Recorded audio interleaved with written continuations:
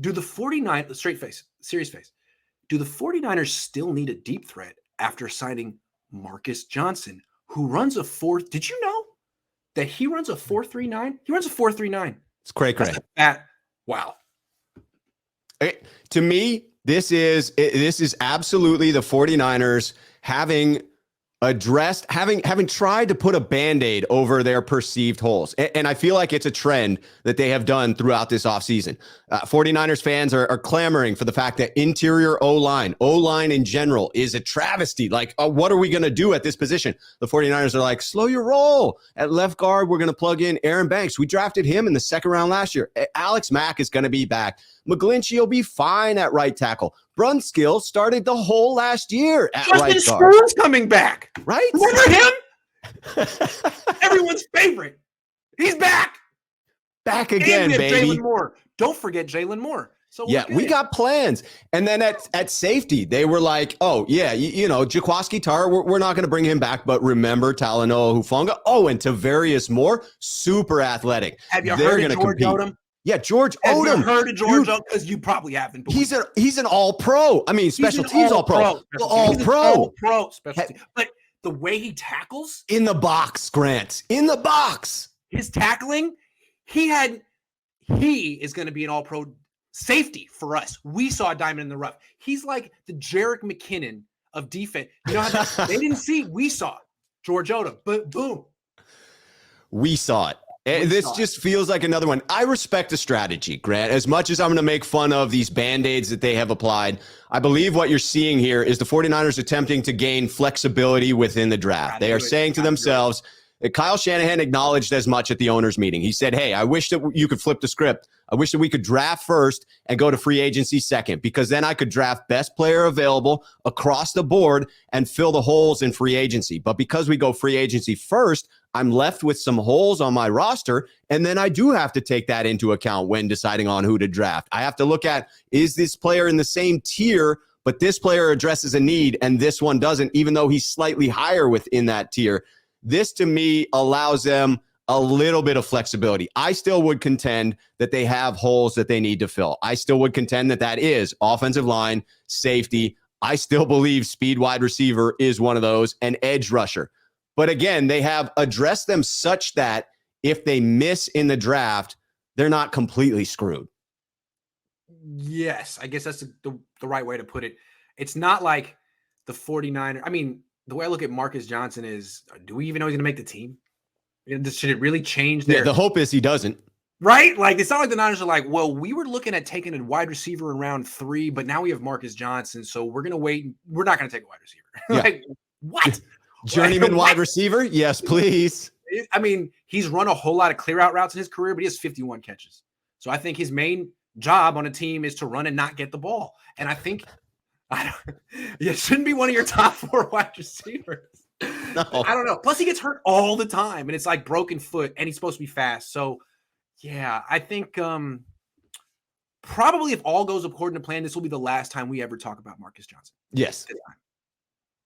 Although you already know there's going to be like a week in training camp where this guy is just everywhere. It's like, oh, like Trent Sherfield last year. He's like Trent Sherfield. Yeah. Breakout candidate of the year, Grant. And then he gets 4. What did Trent Sherfield get? 4 catches? Something around that. All right. Yeah, he lit the world on fire. He did in training camp. You know what? Start to the season. The best detail about the Trent Sherfield story, he did have a good camp. But he wore his pads. He wore his jersey every day. He was all business. It's like, I'm so sorry. He's actually working, man. He did do a good job in training camp. I do respect the hell out of him. I want to say that. I do too. And I hope he gets an opportunity to be a wide receiver. Was it freaking Miami now? Yeah, I believe so. Damian says there is no more excuse for Colin John if the season doesn't go as planned. It's their fault for not giving Trey enough playing time. Mainly John's fault for trying to make his resume look good. Shaking my head. Sup, Rob? What's up, Damian? I love when someone ends a thing like, "What's up, Rob?" What's up? Oh yeah, what's up? I forget what he said besides that. I don't remember him addressing you like that. That's great. Yeah, that was the most important part of it for sure. I do think that the Niners, Kyle and John, are pretty cognizant that they have a ton of, mostly Kyle. Kyle has a ton of job security. From his Yeah, perspective, and John's got like $100 million TV deal waiting for him if he doesn't have job security. good point. Good point. Good point. But from Kyle's perspective, like Jed probably wants him for life. And if Jed ever were to, fire him, I think Kyle's like, cool. There'll be, 10 teams that want me. So I don't care. I can do everything exactly how I want. The one thing that could jeopardize that is if Trey Lance is a freaking bust. Yep. Now everyone looks at Kyle differently. Like, dude, you ran off Jimmy. Your ego got the better of you, and you have no idea what you're talking about with quarterbacks. Like, you're an offensive guy who's got a good scheme, but you have no freaking clue when it comes to quarterbacks. Now your stock just went down big time, right? So he's got to be careful. It's a huge miss. It really is one of the only things that could tank what is going on in San Francisco. Because I think you're right. Both Kyle and John either have enough job security to where they don't care, or have enough opportunities elsewhere if they do lose their job that, again, they don't care. They've got options. That's what happens when you're successful and you have various choices you can make within your career. So, yeah, I think that they're comfortable there. But if the Trey experiment goes poorly, you gave up so much to get him, you have so few assets right now, it would take a long time to find that next quarter. It's taken John and Kyle how long to find their first quarterback where they're like, yeah, this is our guy? You going to give him another 6 years? Pre-nice says sell Debo. He only had one good season, get pigs. No. What I would rather do, instead of saving the York's money, I want him to spend a lot on Debo. Front load him. Guarantee it.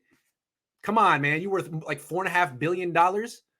Break him off. And still look out for your future interests. Don't commit long term, but break him off. Some proper. Reward that talent. Jason says Jimmy got to go. The man's best play was with him. Pay Debo or we riot. P.S. Can't wait for that merch. Thank you, Jason. It's coming soon. That was a really funny comment. I wish I could read it, but I'm gonna not. The pay Debo or we riot is that crowdsourcing I'm talking about. I mean, these are the voices that John Lynch has now got to hear constantly until he gets a deal done. Look, don't riot, okay? It's just sports. But what I want to say, keep that metaphorical energy if this happens, because I every time it happens, fans switch. They did it. It was smart. It's more than that. They did it. Wow, it's shocking. Well, they must have had a plan. The plan was probably right. The plan was actually genius. This is the smartest thing they've ever done. That's how it goes. That is the 5 steps of being a fan. And then you got like 8 different people on Twitter with blue check marks being like, this was genius. This was genius. This was genius. Yeah. Here's a spreadsheet. Here's some stats. And you're like, oh yeah, it's great. Keep that energy, please. Because it would be the worst move ever. Seriously. Yeah. Don't let it happen. You just don't want them to riot because you're worried about the Kia Stinger getting abused out. I mean, you can't have people burning cars when you got yourself a good whip. Yeah, I just got tints done just now. Logical Truth says absolutely would be criminally negligent to back up the Prinks truck for only one good season. Players who get broke off have numerous productive years, except for Jimmy. They made Jimmy Garoppolo the highest paid player in the league with a no trade clause after 7 career starts. So they don't have a leg to stand on here. Debo has definitely shown more. Debo has shown that he's the best player, the best non-quarterback in the league. I swear. I think he is. And only question is longevity. Cool. Yep. Pay him now. Pay him now. Front load. I'm so smart. We figured it out. We're so smart. This is it. Parag, what are they paying you for? We do it for free. I'll take Parag's cut. Yeah, me too. Debo gets paid. Ayuk stats up. Now what? Then Ayuk's going to cost a lot too. Yeah.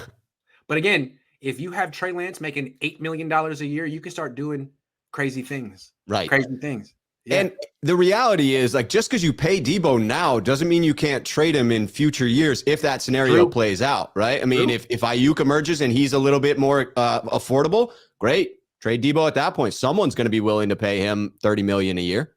Again, like if you lock up Debo this year and give him a contract, whatever it looks like is this sticker shock, right? Oh my God, $29 million a year for Debo? Right. Next year that looks cheap. Right. Next year, people are trying to trade for that. It's like, man, Debo for 29 on the market, he'd be like 37 now. Man. Let me get a Debo for 29. Let me get a Debo, please. Yeah. All right. Well, we talked about Debo for an hour and 15.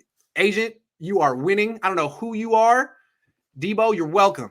You're welcome. You watched the show. Don't try like you didn't watch the show. You were all over this an hour after that one time, but I respect it because the man's got good taste. He's smart. He does. The man's got good taste.